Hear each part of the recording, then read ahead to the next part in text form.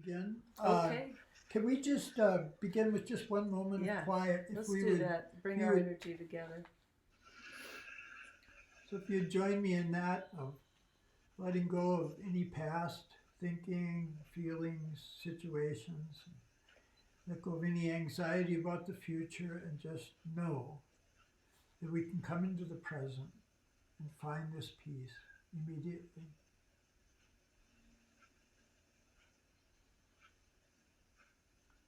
Amen. Amen.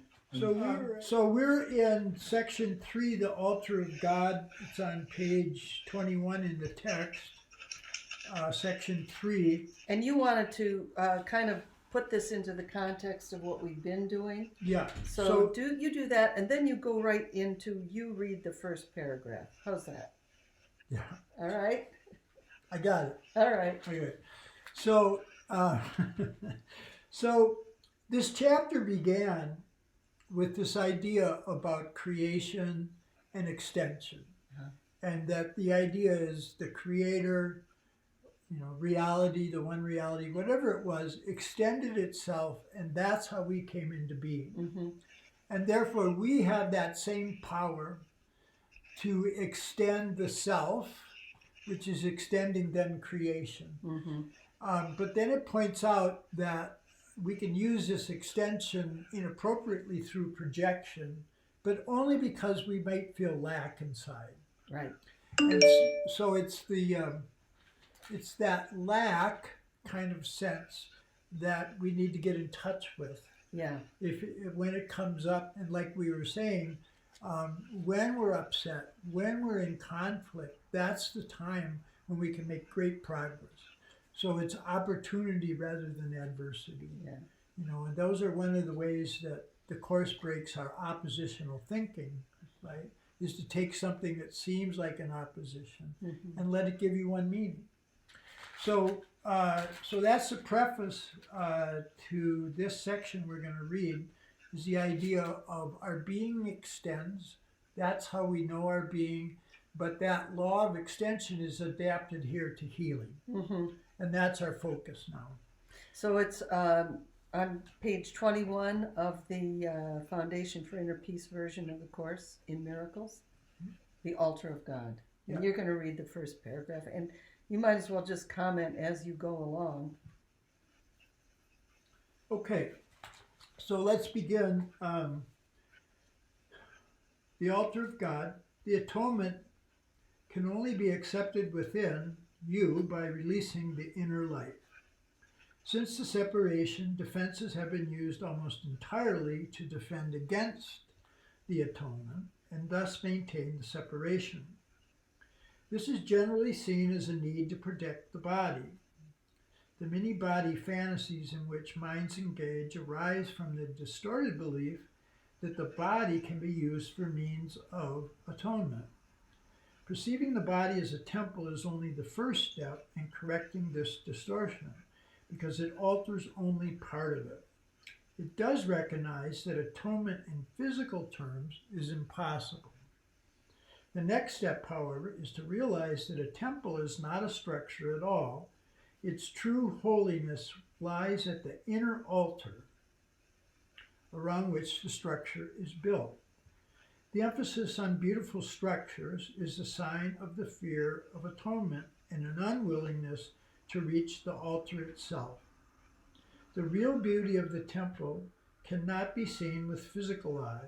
Spiritual sight, on the other hand, cannot see the structure at all because it's perfect vision. It can, however, see the altar with perfect clarity. So this idea of releasing, what do you want to say? Nothing. So this idea of releasing this inner light, that's what the Course is always emphasizing to us, that miracles are seen in the light, and the light and strength are one. So we recognize the limitations of thinking ourselves in physical terms, right? Once we begin to recognize the limitations of that, then we come in deeper to that inner altar, right?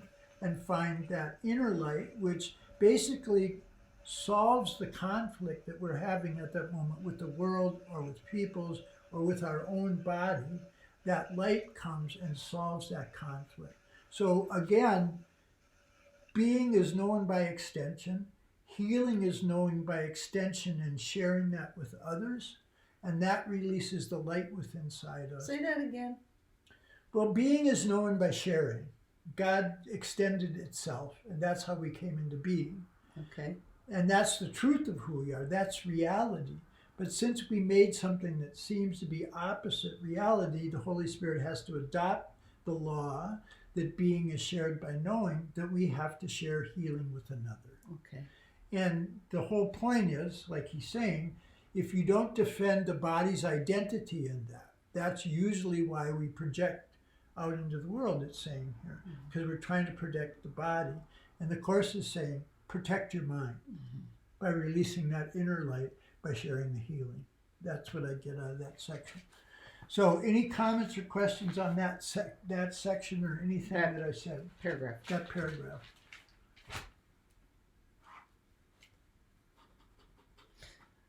So I'm just seeing how inner light in the first sentence, then down at the bottom, spiritual light and perfect vision, those are all really the same thing. Spiritual light, sight, yeah. Spiritual sight, perfect vision, inner light. And that's what he means later on by vision. Yeah, right. Vision, Christ vision, yeah. So again, we've been saying, and it's true, these first 5 chapters, or at least these first 2, are very dense. The concepts that are in there will be gone over and over Right. again. I'm not a body. I'm free. I'm still as God created me. My mind holds only what I think. Those kinds of ideas, right? Mm-hmm. But this is what he means by vision, the spiritual sight. Mm-hmm. Right? So I think it's really what you're saying. I want to just reinforce that there are some big concepts in here that, you know, a first time read of the Course, you're just not going to be able to internalize it. It's just like an introduction. That's what we're doing here in the first maybe 4 chapters, 5 chapters, is an introduction to the ideas. And then they get expanded, the themes get interwoven later on as we go through the Course. And then in the workbook, we apply them to our life so that we have an experience that makes it more palpable, more real for us. Right. So if this just seems very abstract, don't worry about it. I mean, you know, do your best to grab onto the ideas. But if it seems, as we are going to read later on today, if it seems like, whoa, that's really far out, okay, you know, it's far out. We can't solve the problems of the world from the place where we made the problems. So, yeah. I just wanted to say that this kind of like hit me between the eyes. I didn't realize it was introduced so early in the Course, but it's talking about your defenses are usually defended against the atonement, right? And defenses are used to keep the separation going. And this is generally, line 3, this is generally seen as a need to protect the body. Yeah. It's like, oh, that's what I'm doing. That's really that's a good insight, Kathy. Really good. Yeah. There's a go ahead. You know, I understand the concepts, and the question always comes up in anything you're trying to learn, whether it's starting a diet or somebody says, well, you should eat fruits and vegetables. Well, okay. How do you do it? How do you begin? Is it a process, for instance, in the Course that talks about thinking of yourself as that I am as God created me? Is it more of just a rote thing where you're implanting your mind with things that maybe you don't fully understand yet? I mean, there has to be a process. Mm-hmm. I guess is my question. Yeah, can I address that? Sure. What you might want to do is look at review 6 in the first part of the workbook, because it addresses that. And it's on page 386 of the workbook, if you want to just make a note. So anyways, in the introduction to review 6, so he says, in this practice, we're reviewing the thoughts the Holy Spirit has given us. So here's the order. Each of these lessons contains the whole curriculum And here's the order. If it's understood, we have to understand the concepts first. And then they have to be practiced. That's what the workbook is about. It's like there's a rehearsal and then there's the performance. But in the workbook, we're doing the rehearsal. They have to be practiced. And then after they're practiced, then we accept them. Mm-hmm. That's the next stage. I practice it. Oh, the world didn't change. My mind changed. I have peace. Mm-hmm. So then we learn, oh, I accept these ideas then. Uh-huh. So acceptance comes. And then the last is then we apply them to all the seeming happenings throughout the day. So understanding, practicing, accepting, and then applying is usually the order. So you might want to look there. But I think that this is why we encourage everybody to read it for themselves, because each of us individually is going to find something. Like maybe I focus on the fact that I am as God created me. Mm-hmm. You know, each of us needs to develop that. But that might be a place to look, Dale, is Review 6, first part of the workbook. And what you're pointing out here that's practical for us now is we're just trying to get an understanding. You know, I know that everybody on this call is also doing the workbook. So, you know, you're doing two things simultaneously, but just to get an understanding. Yeah. And, you know, Alan Watson, who was a great course teacher, said he thought for a brand new student of the course to just read it through once without even really struggling with it. Just don't even try to understand it. Just zip through, because the repetition helps it to go in. Yeah. And then the next time you go through, you can really wrestle with it a little bit. And we're kind of doing that now. Yeah. But it's not something where I spend a lot of time at understanding and then I spend some time at practicing and then accepting. Yeah. Once we're at peace, that is what has happened. We've Yeah. understood Yeah, right. because we practiced it, Yeah, because we accepted it, yeah. and because we applied it. That's the order that will happen at any moment for us, Yeah. which is why we keep coming back to it, Yeah. because we've gotten Oh, we can't let go of it, can we? Can I? Yeah. Sorry, Dale. I didn't know if you had a reply back, but I wanted to ask a question about what Timothy just said. But I'll let you go first if you had any reply. No, please go ahead. Thank you. So, in terms of this process, which I love the way that you've laid it out, because that's really helpful for me. Can you talk to a little bit how, I've been reading the teacher's manual and the section on development of trust, and thinking about how I'm kind of struggling on some of that, which, if I could paraphrase it very quickly, there are stages of trust. Yeah. And some of them are usually quite difficult. They don't have to be, but we make them to be painful, right? Because it takes us a long time to learn that we don't need to learn through pain. So I was thinking about this process. Would you say that you could you could kind of go through those different phases of development of trust as you're going through this process, and that would be normal? So on some days you feel like, I really got it, I'm in peace, I can do this. And other days you're just like, I can't do this today. It's just not making sense to me. That's normal. It's very normal. And one of the things, you weren't on yet, but we're talking with Dale and Leanne about one of the characteristics of God is patience. Yeah. That if we have the faith and the confidence and the certainty that we can trust that miracles and forgiveness is the answer rather than some arrangement that we're going to make with the world, then as we go through that, that's, I think what you said was correct. Yeah, right? yeah. We have that patience. But just what I would add to that, which is really important, this train that the Course uses to explain our cognitive life, it says it begins with what you value. And that's what that section of trust is about, is learning what's really valuable. And it's saying there may be all kinds of changes that happen in your life, right? But they're not there to hurt you. It's just that you're now evaluating those situations in a different way, and now you value, basically forgiveness rather than that. But that's the cognitive train in the mind. It starts with what we value. What we value, we will believe in, and we will then desire it. And if we believe in it and desire it, we will seem to perceive it. We'll see it. And Yeah. once we perceive it, we'll have an experience of it. And then the experience validates the value. Mm-hmm.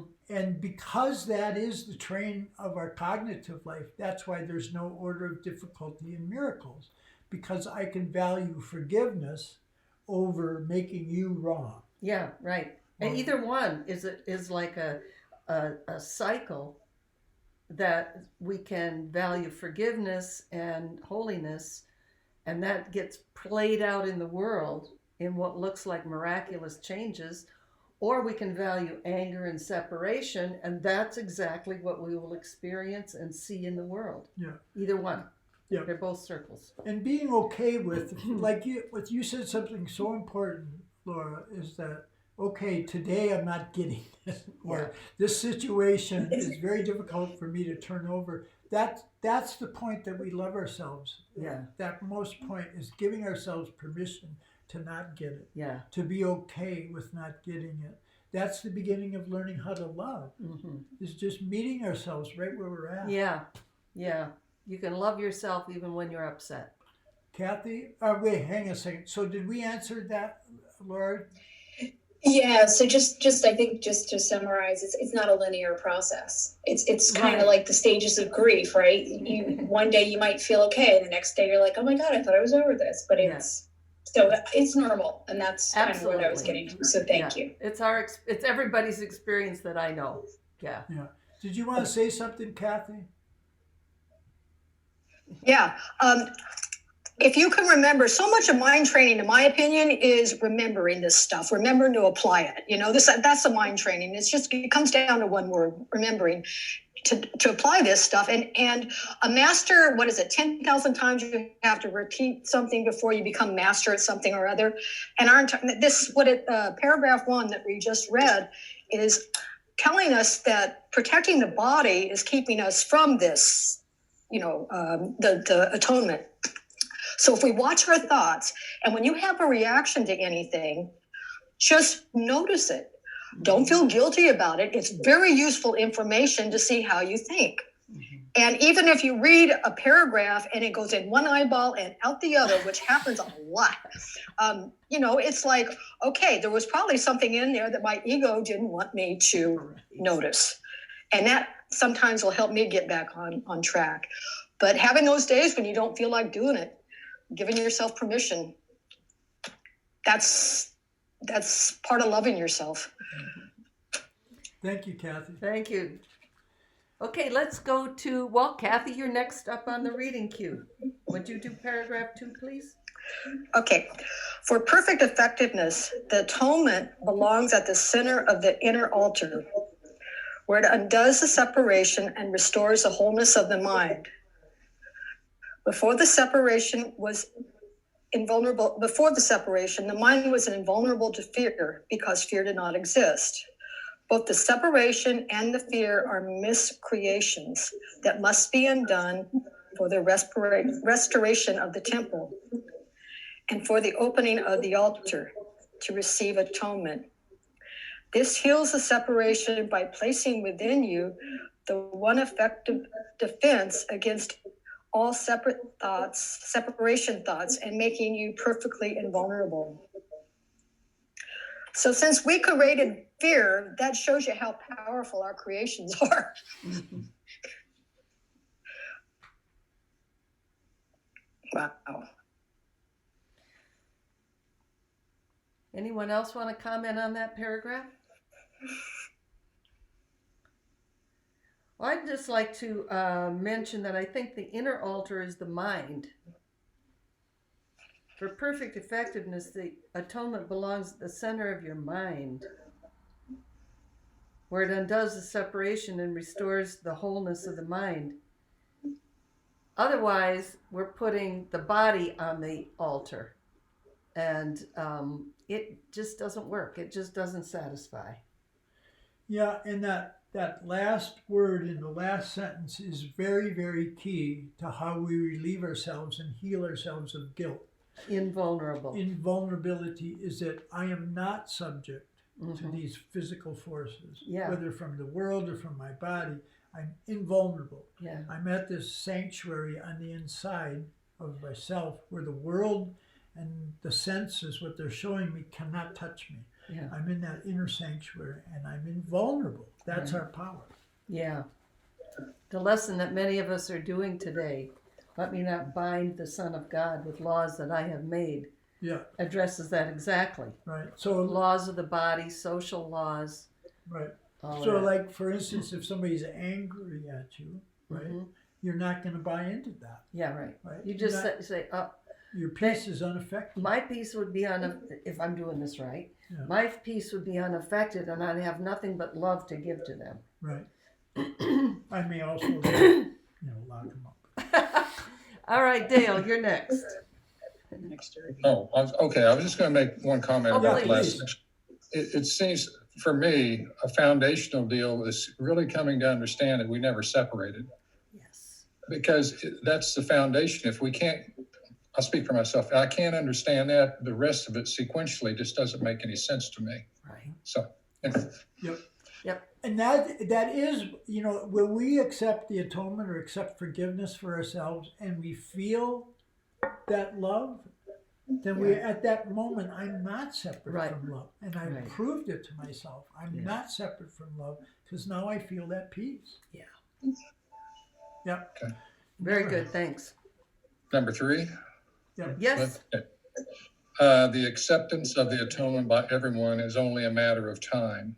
This may appear to contradict free will because of the inevitability of the final decision, but this is not so. You can temporize and you are capable of enormous procrastination, but you cannot depart entirely from your Creator who sets limits on your ability to miscreate. An imprisoned will engenders a situation which in the extreme becomes altogether intolerable. Tolerance for pain may be high, but is not without limit. Eventually, everyone begins to recognize, however dimly, that there must be a better way. As this recognition becomes more firmly established, it becomes a turning point. This ultimately reawakens spiritual vision, simultaneously weakening the investment in physical sight. The alternating investment into 2 levels of perception is usually experienced as conflicts, which can become very acute. But the outcome is as certain of God. Wow, that's a whole bunch of stuff. But, I was thinking about Laura a couple of weeks ago when we were talking about, it seems like it's going to take forever to get there. And I struggle with this one too. I guess I would say every time we have a holy instant, we've made big progress, and that we have to, again, be patient with ourselves and allow ourselves those small instants where, and just know that we've made progress. And again, a lot of this is taken on faith that this is really going to come. So I guess that's my comment. Well, not since we have the mic open on our side. What has helped me with this, there's nowhere to get. I'm already there. So when I get discouraged about how slow I think I'm going, I'm not going anywhere. I mean, so it's just a remembering. So that has really helped me on my process, that there's no time involved in this, and there's nowhere to get. So. Isn't that odd how we can live in the same house and I just learned something? Oh, yeah. You said that to me. That was good. Yeah, hold on. Now, I guess the one thing I would say, so he said that this, desire for physical structures is a need to defend the body and the body identity. He said that in that first one.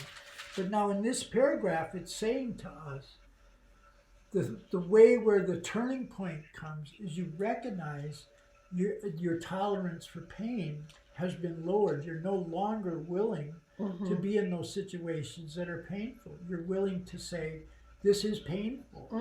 And now because I've recognized this is painful to hang on to my judgments, to my evaluation, then I recognize I don't value pain. I don't think pain is going to teach me. Yeah. I don't want pain to be my teacher. But recognizing how much we're tolerating these painful little things that, like I say, like with my kids, it was kids would do something wrong, and I'd go, "Oh, that's no big deal," and they'd do something wrong, "That's no big deal," and then by the third time, it was like, "That's a big deal," you know. Yeah. It's like it builds, Yeah. and so like they say about holy people, it's like even a white lie begins to be painful. Mm-hmm. Anything that's not the truth begins to get painful to Mm-hmm. So, And yeah. it's one thing I get out of that paragraph is that all we're doing is procrastinating. We can't really go backward. Right. We're just like stopping on the road. You know, what seems like going backward is really just not progressing. Yeah. That's all. Yeah. And eventually we're going to get there. That's great that you said that, because that's what the Course is saying, is that the two things that can happen is you seemingly go nowhere or you progress. Yeah. And that immediately minimizes the guilt. No guilt. No guilt. Yeah. I'm stationary. Spinning my wheels. Yeah. Yeah. Relating this inevitability to the Yeah. first line of this section where it talks about releasing the inner light. Yeah. So it's like this light's within, and it's there. You can't get rid of it. You can't not have it. Yeah. It's there. You're gonna uncover it somehow at some point. Yeah. Which is great, because then we can see that everybody, no matter how evil we think they are, is a holy being, and they are going to get there too. Mhm. That's all. That's all. I mean, to me, that's a real help for forgiveness. Yeah. May I ask that whoever's not speaking have their mic on mute? And feel free to just, speak up whenever you want. But sometimes there's like a little delay, and then it gets broadcast to everybody. And yeah. That's okay. Yeah, and I thank you for that inevitability, because when we compare these two thought systems, right, Mm-hmm. that's what the ego's doing, is it's inevitable. You're going to die. You're Yeah. going to end. And you're just so bad. Look at all the bad things you did. Yeah, it's inevitable. You'll get sick. I mean, that's what the ego's. But from faith, it's inevitable that Yeah. I will heal this. Yeah. But And so will everybody else. I just have to recognize how painful it is Yeah. to judge. Right. So another thing I'd like to mention is in paragraph 3, sentence 2 talks about free will, and then sentence 4 talks about imprisoned will.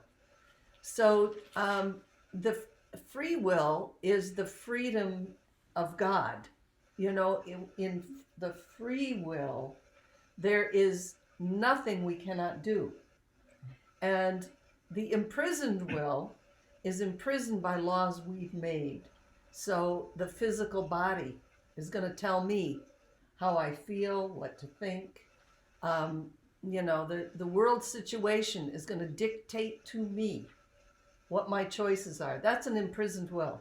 And all it is my belief in lack, my belief in my separation from God, projected outward and coming back to hold me prisoner. Yeah. And only one of those wills is true. So that's what I hear you saying, is that that's the Course is saying our remaining power, since we've cut off our true power, which is creativeness, Yeah. right? That the ability to make a decision in any situation Yeah. for another outcome. Yes. We're always free to do that. We're always free, no matter how imprisoned our will seems to be. We Exactly. always have the ability to choose once again, Right. to choose for God's way of thinking. Yep. Okay, let's see. That would be Eric is next on 4. Spiritual vision literally cannot see error and merely looks for atonement. All solutions the physical eye seeks dissolve. Spiritual vision looks within and recognizes immediately that the altar has been defiled and needs to be repaired and protected. Perfectly aware of the right defense, it passes over all others, looking past error to truth. Because of the strength of its vision, it brings the mind into its service. This re-establishes the power of the mind and makes it increasingly unable to tolerate delay, realizing that it only adds unnecessary pain. As a result, the mind becomes increasingly sensitive to what it would once have regarded as very minor intrusions of discomfort.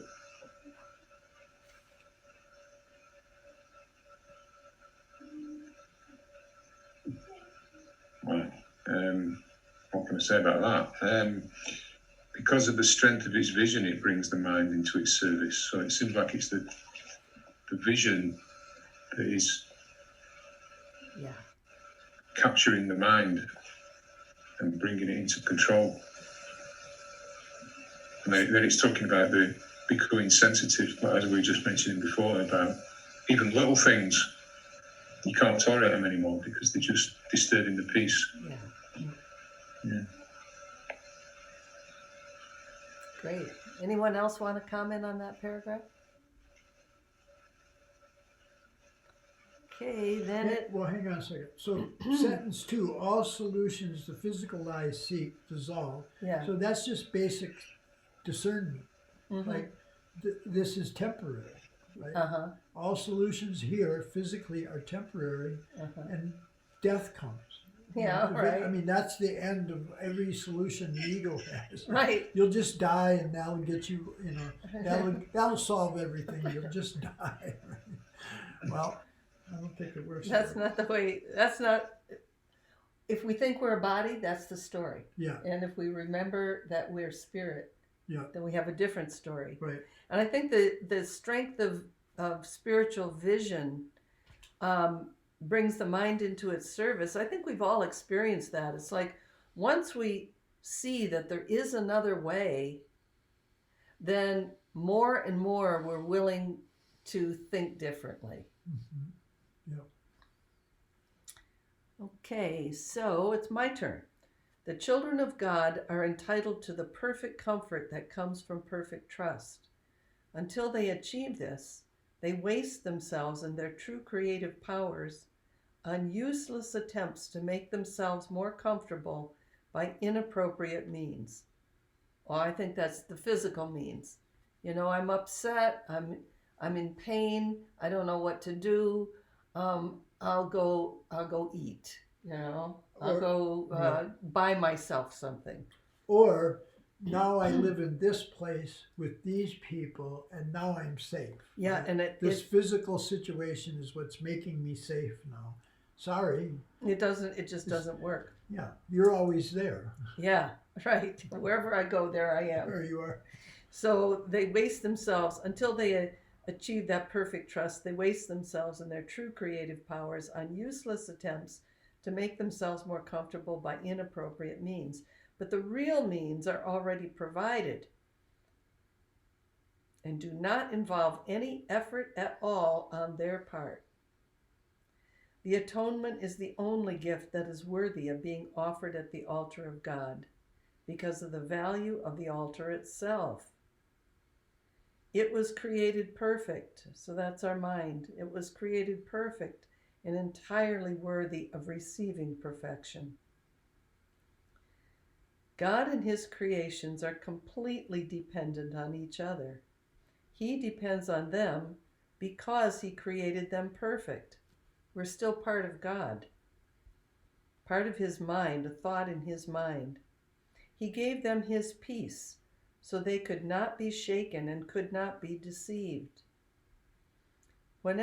So there's another part, I don't know where it's to be found in the Course, that says, the Christ that we are together, collectively, has never left the mind of God, right? And that part of us, our only true self, could never be deceived. Right.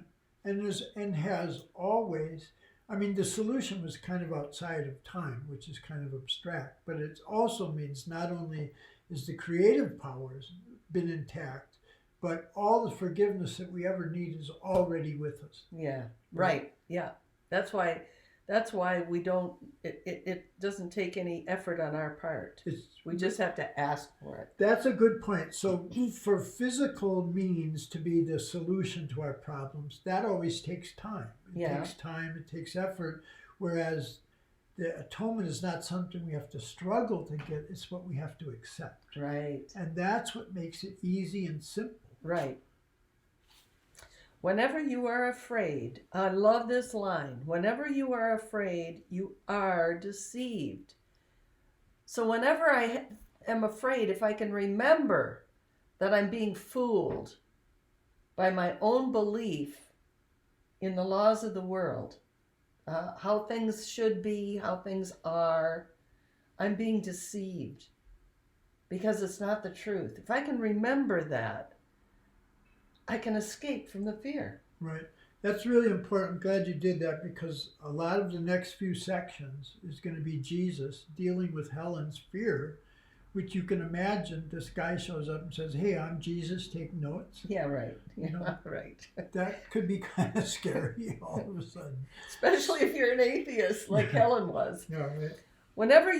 I'm going back to 9. Whenever you are afraid, you are deceived, and your mind cannot serve the Holy Spirit.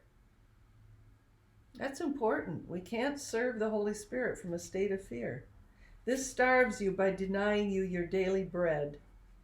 God is lonely without his sons, and they are lonely without him. They must learn to look upon the world as a means of healing the separation. The atonement is the guarantee that they will ultimately succeed. Well, those last 2 lines I think are really important. We have got to learn to look upon the world as it stands in our imperfect vision as the means. So bodies become the means to communicate truly. Mm-hmm. Things become symbols of the love that we have for one another. The world itself is a means of healing the separation. We have to, it's like he said, the healing of the world has to proceed from the bottom up. From the depth, we have to heal that. Mm-hmm. And then we go up to higher levels. That's a good point, because we have to heal the unforgiveness before we get back to the truth of who we are. Right. I just want to make one note about sentence 11 as a study note in terms of the language. God is lonely without his sons, and they're lonely without him. Traditionally, biblical study was looking at the sentences and saying, is it metaphorical or is it literal, right? And the Course sort of breaks that apart and says, there's no distinction really between metaphor and literal. The question is the sentence true or is it false? In other words, is it reflecting God's truth? Or the ego is upset. Yeah. One of those. Mm-hmm. But just understanding that idea, I mean, that's how we work. Things like in science, things begin as metaphors and then they turn into literal concepts. Mm. So not to get upset about, because people read that and go, well, God can't be lonely. What does that mean? God's lonely. God's not lonely, right? And that's true also. Mm-hmm. But he's saying that to increase our devotion, to understand our Creator, our Source loves us. Yearns for us. Yearns for us, wants us to heal this kind of thing. Yeah. So anyways, metaphors or literal are not the issue in language. Is the sentence true or is it false? We can cover it. So would you guys on paragraph or sentence 2, on useless attempts to make ourselves more comfortable by inappropriate means, does this require discipline on our part? Like, because inappropriate means could be food, it could be Facebook, it could be anything of the physical nature. And that in itself requires a decision and some level of discipline, correct? Yeah. I mean, to catch ourselves in those always wanting the bodily needs, the physical needs filled, because I found myself, I kind of ebbs and flows that I get really distracted by trying to get comfortable by inappropriate means. And when I reflect on it, it's always because for whatever reason, why would we not want to be with God? Yeah. Right. Yeah. But for some reason, I guess we don't want to be with God. We'd rather be with Facebook or the news or some bullshit that is really inappropriate. So my question, is it discipline or is it a decision or is it a combination? Does that make sense? Well, I like the word vigilance. And later on, he talks about that. Watch your thoughts and see what you're using these activities for. And you can use those activities for the atonement or for pain. Right? The very same thing. Facebook can be a way to communicate with people, to love people, to bless them, or it can be a way to hide from your own unsatisfying feelings. So, yeah, I mean, discipline, yes, but, not harshly, gently. But the idea of vigilance just means watch and see what works and what doesn't work. And then you'll more easily make the choice. Does that make sense, Leanne? Yeah, it does. And I guess maybe for me, because I was raised in a household that used discipline, I don't see it as a negative. Yeah. I see it as a tool that is very effective in my life. Great. So that, because otherwise I'd be a 500-pound couch potato.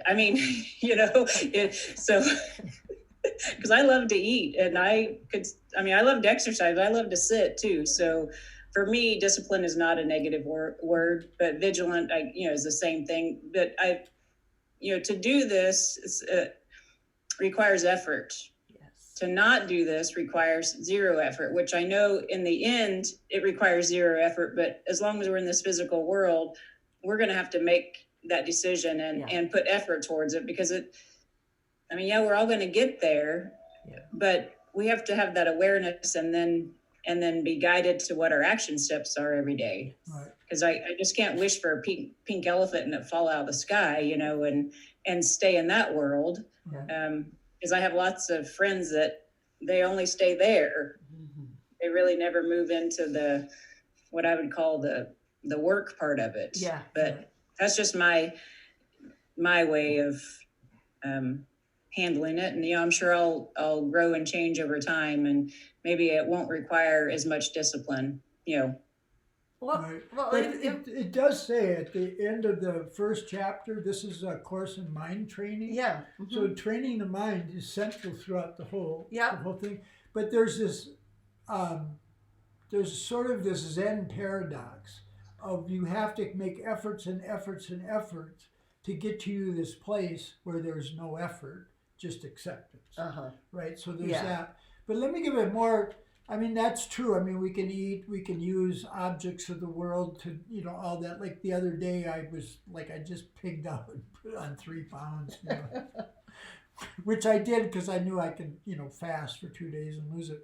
But let me give maybe more pragmatic example about using inappropriate means in terms of relationships, because this is a lot about sharing forgiveness with others, sure. Right? So let's take a hypothetical situation. Oh, I'm sure you're going to use one that never happened. Like a relationship issue of inappropriate means. So Jan, this is hypothetical. Jan has one idea about mortgages and how to finance houses, and I have another one, right? And I think I'm right. She thinks she's right, right? And, of course. Right? And I don't think I'm going to have any peace until she changes the way she's thinking and acting. Yeah. That's inappropriate means. Yeah. Because at That's that moment, I'm not losing my peace because of her behavior, her actions. I'm losing it because somehow or other, I'm attracted to that pain. I'm attracted to the separation from the love. So it's in those situations where we stop. Yeah. And quit trying to manage the world and the people in it and say, I'm responsible for whatever happens. I'm responsible for what doesn't happen. Right. I'm responsible for everything. Yeah. That was good. That is another one, because our relationships is very much where we live. Yeah. And the course is all about healing the sonship. Right. Yeah. Okay, so... is there any other comments before we move on to the next section about any of this? Okay, let's have Laura read the first paragraph in Healing as Release from Fear.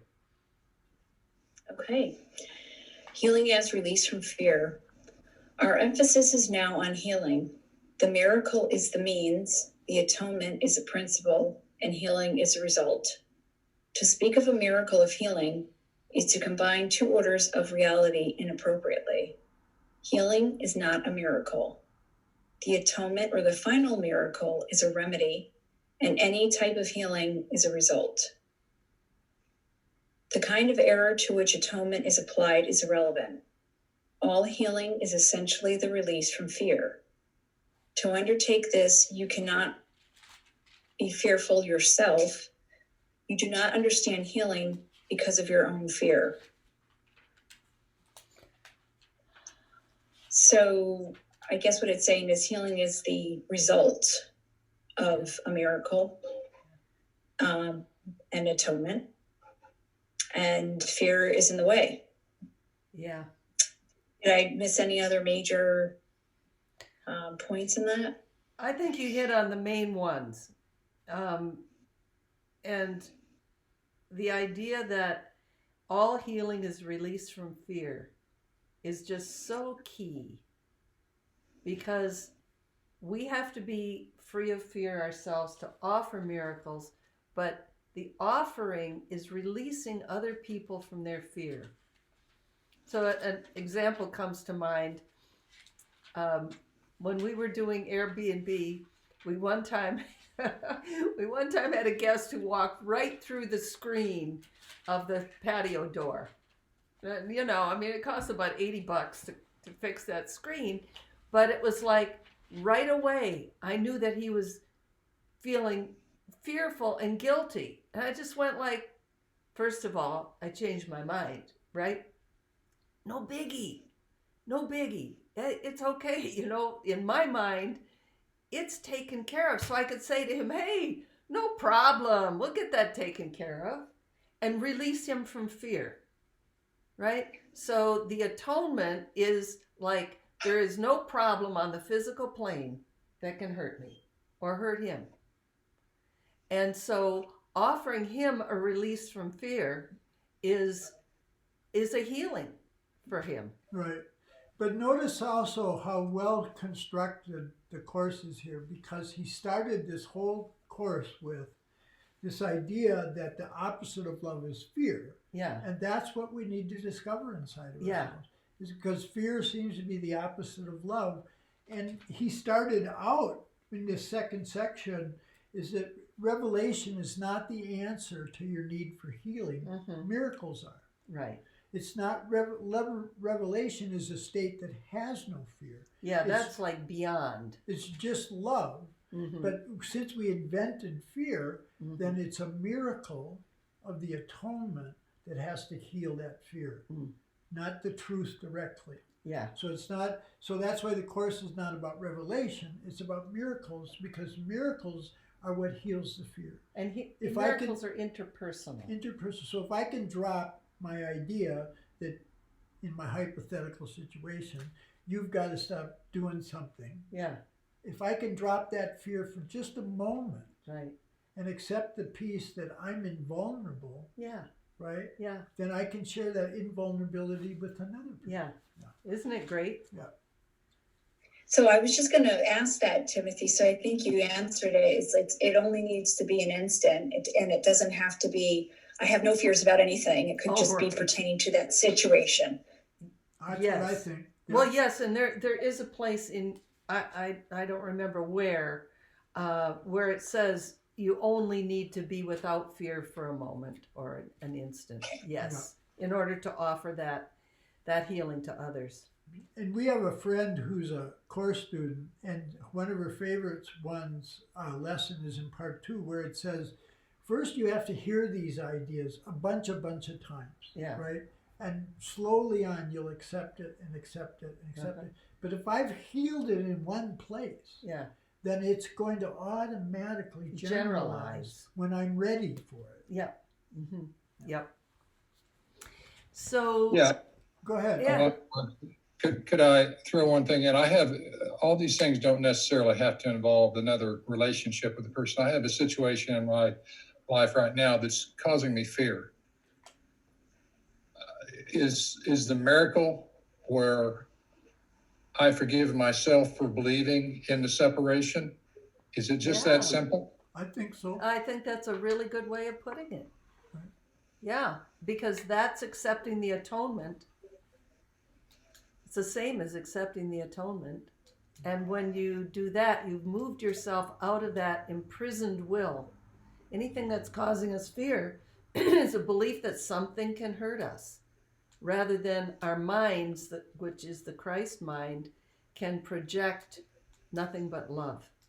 Yeah. So, I But think notice they got in it. but notice in that, even in the forgiving of yourself, you're backing up your thoughts to what he says is that the rejection or the unwillingness to accept the atonement is a need to protect the body. Yeah.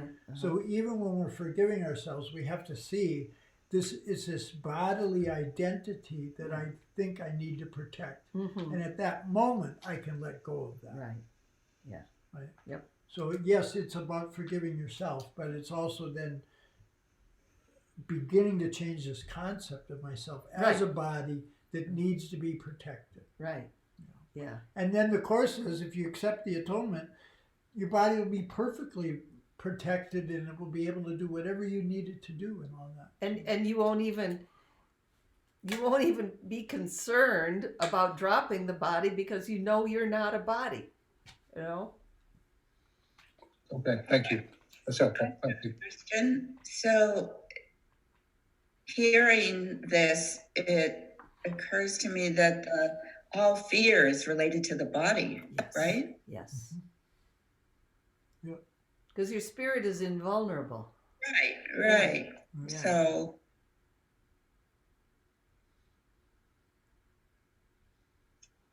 Yeah. and the body secondary. So, yeah, get it. Okay. But it's like you've been emphasizing when he speaks about this altar Mm-hmm. where our devotions are, Yeah. right? It's like, am I protecting the body? Yeah. In my devotions is what I value to protect the body? Yeah. Or is it to protect the truth of who I am? Right. Right. Yeah. So let's have Leanne read up to sentence 7, and we'll take a pause there because this is a really long paragraph, and then you could continue on with the rest. A of major it. step in the atonement plan is to undo error at all levels. Sickness or not right-mindedness is the result of level confusion because it always entails the belief that what is amiss on one level can adversely affect another. We have referred to miracles as a means of correcting level confusion, for all mistakes must be corrected at the level on which they occur. Only the mind is capable of error. The body can act wrongly only when it's responding to missed thoughts. The body cannot create the belief that it can. A fundamentally error produces all physical symptoms. Yeah, we got to go to, where we created the error was in thought error, not in, Right. Not in spirit. So, yeah. Also not in the body. Right. Any other comments or questions on this so far? This is really big, in terms of physical healing or financial healing, anything that has to do with the physical world. It's like the correction can't come. Let's say I've got a real problem with money. If I focus on the money and I keep on working with the money alone while keeping the fear, Course is saying I'm using inappropriate means. What I need to do is say my mind is perceiving this in a way that can hurt me. Yeah. My mind is actually trying to hurt itself. Mm-hmm. I'm believing that the physical world has power to hurt me. Right. And by shifting that to everything that happens in my physical world, the body, he says sickness or not right-mindedness. The sickness of any kind, anything that has to do with physical distress is not right-minded. Change your mind. choose the atonement. I'm one with God. I'm one with all of my brothers. I am one self, united with my Creator. If I can do that, then the fear abates and answers can come Yeah. that heal the physical, because the physical comes from the mental. But I want to really jump in here though, in case we don't get to paragraph 5 in the same section, because the whole idea is releasing ourselves from fear. And what he's saying Yes. is the atonement, for it to be effective, has to come in a form that you can recognize. Yeah. So in other words, what he's saying, it's really about mind. But if you use medicine or physical means Yeah. to reduce the pain and thereby reduce the fear, it's better to do that than Right. to try and do it with your mind, because at that point, if you're in fear, you're close to the ego, Yeah. and you'll mix up the ego solutions with the Holy Spirit's. So he's just saying that the atonement has to come in a form Yes. that you can recognize Yes. as loving. Yes. So it's like if somebody's sick, you don't tell them, oh, you're just making it up. I mean, Yeah. unless they're a course student or something. Yeah. You wouldn't Unless even that do would be helpful to Yeah. them. Yeah. Or if somebody, like we believe that, say somebody's in recovery from addiction and they're broke and they don't have any money. If we give them $20 so they can get to a meeting, I think that's a miracle. Of course. Yeah. Because that's saying they're valuable, right? It's not just giving them concepts. Right. So it's important to recognize that this is very practical. It is. And I'm glad you mentioned that everything I said is going to be moderated Right. later on, and we may not get to it today. So Right. we don't want to leave you with the idea like I respect Christian Science, but let's just say this is not like Christian Science where it's all in the mind produces the body, therefore don't use physical means. It's not saying that. And, pragmatically speaking, especially think how long people stayed in relationships that were abusive and Yeah. harmful because they thought, oh, I'm supposed to always be loving. I'm supposed to stay here. Yeah. I have to put up with this. It's like you got to really be practical in that kind of thing. Yeah. So you don't. I mean, think of how much abuse we put up in relationships when sometimes we should move. end that relationship. So that's where the guidance comes in. But the atonement has to meet you at a place that's not only theoretical. It's but also practical. Very practical. Yeah. Okay. All right, Leanne, unless someone has some other comments. Okay, let's go on and 7. finish that paragraph. Paragraph. Physical illness represents a belief in magic. The whole distortion that made magic rests on the belief that there is a creative ability in matter which the mind cannot control. This error can take two forms. It can be believed that the mind can miscreate in the body, or that the body can miscreate in the mind.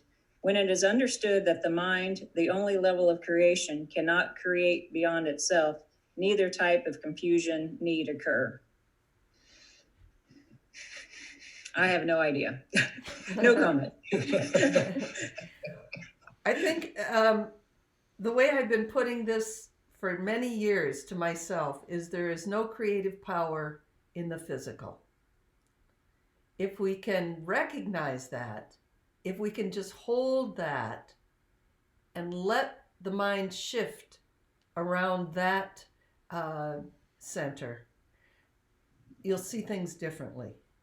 The last sentence, when it is understood that the mind, the only level of creation, in other words, the body can't tell you how to feel. Yeah, that second clause in that sentence. This error takes two forms. It can be believed that the mind can miscreate in the body. I'm not sure what he's saying there, but that second one, the body can miscreate in the mind, means when my body's feeling something, that's telling me what my mind is holding. That's exactly it. That's the exact opposite. It's always the mind first. Right. You don't want to deny your belief that this, if I get hit with something, I seem to have an experience. You don't want to deny that. Yeah. But at that moment, you can exercise the power of your mind that despite that, you can be in peace. Right. But now with the first, I don't know if somebody wants to take a stab at that first, the mind can miscreate in the body. I'm not sure what that would mean. Well, I think the last sentence clears it up. It's really saying that the body is in the mind. Yeah. Okay. The body is not separate from the mind. It's an The idea body in the mind. is an idea in the mind. Yeah, okay. And that is huge You're because we are so identified with our brain in this culture Yeah. to think that this gray mass up here is my mind. Therefore, my mind is in my body. That is, the Course is trying to completely reverse that. And this is a huge reversal. So if you can't, if you can just like sort of grab your mind around it and let it marinate with this idea for maybe a few years, it will become clearer that we're not bodies walking around with a mind inside. We are the mind projecting individual bodies and identifying with those individual bodies.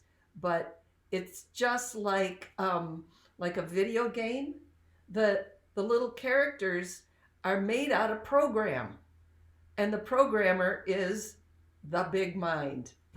The yogis claim that at one point they recognized that the mind is making everything, and so rather than die and then take another birth, they would live for a long time, really long time, until they worked out all the karma and stuff like that. So whether you believe that or not, but it does show that the mind is more powerful than the body. Right. And that's the beginning of us making this big shift. When I see I can attain peace, despite the fact of how these people are behaving or the world seems to be, Right. then I proved that the mind is stronger than the body. Right. At that moment. And I just want to say one more. It's 4 minutes after 10. How do okay, you we wanna- have about 10 more minutes, 11 more Okay, minutes. all right. Yeah. Any other comments? I was just going to say, so all this research on neurons just proves what you said. Yeah. Because Tell us about it. I'm not well, a nurse like you are.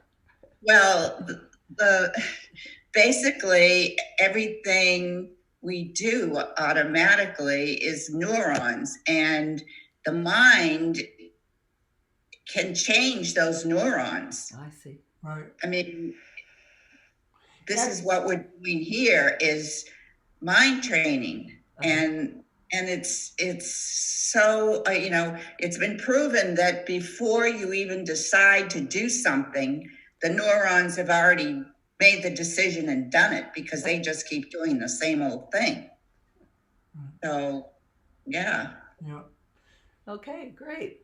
In fact, artificial intelligence came from the realization that to say the brain is the body or the brain is the mind falls down in some very clear ways. So there's a lot in. I don't want to go there. That's All right. There's a lot in taking apart this idea that the mind is not the brain. Yeah. Well, that's because basically what we see is that if I give away an idea, if I give away a mental concept, I don't lose it. And if somebody accepts it, the idea actually grows. That's not true of physical things. If I give a physical thing away, it's gone. And so the Course is proving to us the power of the ideas, right? Yep. Ideas are much more akin to spirit. Yeah. Okay, so Timothy, you're next on 3. On 3. Mm-hmm. Okay. Only the mind can create because spirit has already been created and the body is a learning device for the mind.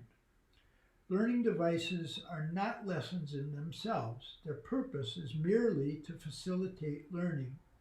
The worst a faulty use of a learning device can do is fail to facilitate learning. It has no power in itself to introduce actual errors. The body, if properly understood, shares the invulnerability of the atonement to a two-edged application. All right, that's what he had said here in the atonement as defense. The atonement is the one defense that can't be used against yourself, kind of idea. But this idea of the invulnerability of the body, if you read sickness as a defense against the truth, what it says there is if you're no longer using sickness as the conflict within your mind, that the conflict is within our minds, when you withdraw it from the sickness, then it says the body will have all the power, all the energy that it needs to practice miracles, to learn forgiveness. So it means it literally that the body will be invulnerable. So that's something that I have to accept on faith. Needless. Okay, so this is not because the body is a miracle, but because it is not inherently open to misinterpretation. So that's that lesson. My body is a wholly neutral thing. It's not what God created, so it's neither good nor bad. It's neutral. It depends on what we see it, what its purpose is. What we use it for. And if its purpose is to give me my identity, then I'm going to not recognize the power of the mind, right? Its purpose is to demonstrate love. Okay, so the body is merely part of your experience, that is not because the body is a miracle, but because it is not inherently open to misinterpretation. The body is merely part of your experience in the physical world. Its abilities can be, and frequently are, overvalued. Yeah, right. However, it is almost impossible to deny its existence in this world. Those who do so are engaging in a particularly unworthy form of denial. The term unworthy here implies only that it is not necessary to protect the mind by denying the unmindful, meaning unmindful, he means body. If one denies this unfortunate aspect of the mind's power, one is also denying the power itself. Yeah, talk about that. Yeah. So he's saying, I think what that's saying, that you have to recognize how powerful the mind is. You have to recognize that it's the mind that's saying, I'm identified by my body. And if you don't see that, then you're not using your powers of your mind that you can use to undo that idea. I think that's part of it. So he's just saying you don't have to deny the fact that the body, procreates, defecates, eats. It does all those things. You don't have to deny that in order to affirm the power of the mind. Right. Because the mind can say, well, let this body have another purpose. Let its purpose be to demonstrate love rather than I identify with myself or identify you as a body. Right. I mean, that was the first training I got as a non-dualist. If you look at a woman as a body, there's no hope for you in all the three worlds, right? That's their terminology. Well, there are monks also. Yeah. So I like the idea that the body is a learning device. Yes. It's like, value it. In fact, if we give it to the Holy Spirit to learn the atonement, to learn forgiveness, love, miracles, then the body is holy. Yeah. It actually becomes holy when it's used to get us to the truth, to get us to the love for one another. That's one of the things that it came out maybe more in the notes or in absence of Felicity, but he's always saying that whatever abilities you have that you've developed in your life, he can use all those abilities. Oh, yeah. If you're good at managing things, then it's not that you're using it for the same purpose anymore, but now I'm managing things because I'm doing it to establish the truth of miracles. Yeah. So whatever abilities we have, we don't want to deny those and just say it's all just spirit, it's all just an illusion. We want to take those abilities and say, here, use these for your purpose, not my purpose. Yeah. And that's a decision of the mind. Yeah.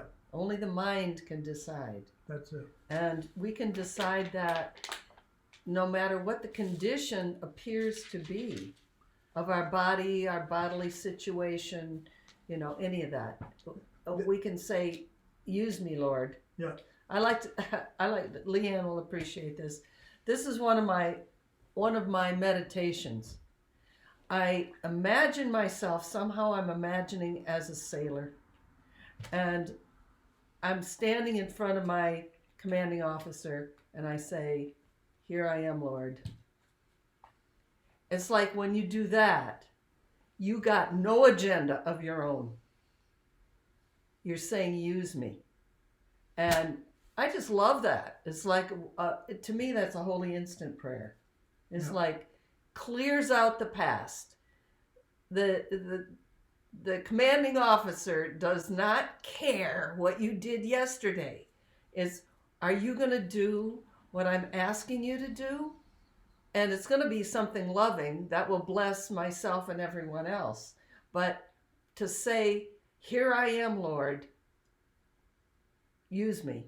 Yeah. It's like, you going to sing? Well, we used to do that chant, here I am in your presence.